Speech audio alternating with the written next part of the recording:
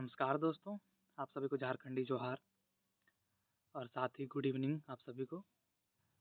मेरा नाम प्रशांत है और मेरा चयन इस वर्ष झारखंड प्रशासनिक सेवा के लिए हुआ है और 11 to 13 जेपीएससी में मेरा 71st रैंक है। मैं आप सभी के बीच इसलिए उपस्थित हूँ आपके इस यूट्यूब चैनल के माध्यम से, क्योंकि मुझे लगता है कि आप मेरे जैसे बहुत से छात्र हैं जो तैयारी तो करना चाहते हैं और जो अपने माता-पिता और अपने गाँव का, अपने समाज का नाम रोशन करना चाहते हैं। इसके साथ ही जेपीएससी के क्षेत्र में आगे बढ़ना चाहते हैं, तो मेरा इस चैनल के माध्यम से उन सभी को सहयोग देने का कार्य रहेगा। और मैं इस चैनल के माध्यम से प्रतिदिन मेंस के कुछ क्वेश्चंस का मैं मॉडल आंसर के साथ कैसे लिखा जाए, किस तरह टैकल किया जाए, वो सारी चीज़ों को करने का प्रयास रहेगा। डेली आपसे जुड़ने का प्रयास रहेगा और मैं अपनी कुछ इस प्रथम वीडियो के माध्यम से अपनी कुछ स्ट्रैटेजी और साथ ही अपना जेपीएससी का जो मार्कशीट है और इस मार्कशीट से आप क्या सीख पाएँगे, वो सारी चीज़ों को मैं साझा करने का प्रयास करूँगा। आप देख सकते हैं कि मेरा 71st रैंक है, ये मेरा रोल नंबर रहा और ये लिस्ट में भी मेरा नाम देख सकते हैं आप। 71st रैंक एबीसी 1 ये सारा कुछ। और जो मुख्य बात है अब यहाँ से स्टार्ट होती है कि मार्कशीट मेरा क्या रहा, कौन-कौन से सब्जेक्ट में मेरे पेपर में कितने मार्क्स रहे और मैंने किस प्रकार इसके लिए स्ट्रैटेजी बनाई थी, वो सारी चीज़ों को आप देख सकेंगे। जैसा कि आप देख सकते हैं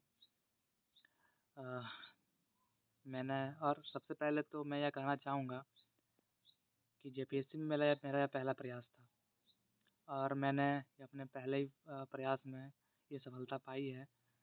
तो मुझे तो मेरी कुछ स्ट्रैटेजी रही होगी, कुछ बेहतर स्ट्रैटेजी रही होगी, जिससे मुझे बहुत जल्दी सफलता मिली है।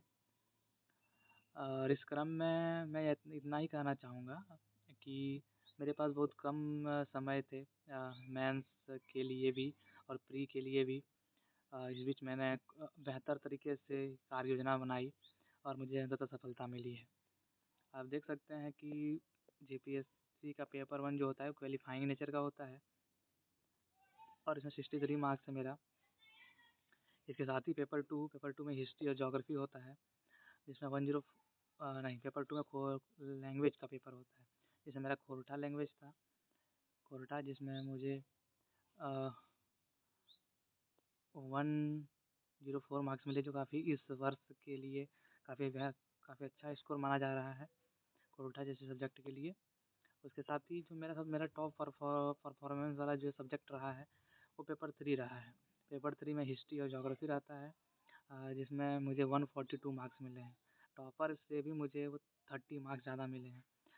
इसलिए मिले हैं क्योंकि इसके लिए मैंने कुछ आप बोल सकते हैं कि सारा चीज़ को ना पढ़ कर के मैं कुछ चुने-गिने चीज़ों को मैंने पढ़ा। जैसे हिस्ट्री के लिए मैंने एंशिएंट ज्योग्राफी को पढ़ा और मॉडर्न ज्योग्राफी को पढ़ा और उन्हीं के क्वेश्चन को किया। और साथ ही जो ज्योग्राफी का जो पार्ट है उसमें मैंने फिजिकल ज्योग्राफी और इंडियन ज्योग्राफी को किया, क्योंकि मुझे पता है कि उसमें मैपिंग वगैरह इत्यादि का ज़्यादा प्रयोग किया जा सकता है और मार्क्स उसमें ज़्यादा मिलते हैं। मैंने हिस्ट्री में भी मैपिंग का रोल किया। जैसे इंडस वैली सिविलाइजेशन के ऊपर क्वेश्चन था, तो मैंने उसका भी मैपिंग किया था, मैप बनाया था एग्ज़ाम में। और यहाँ 1857 का रिवॉल्ट था, उसमें भी मैंने मैप बनाई थी।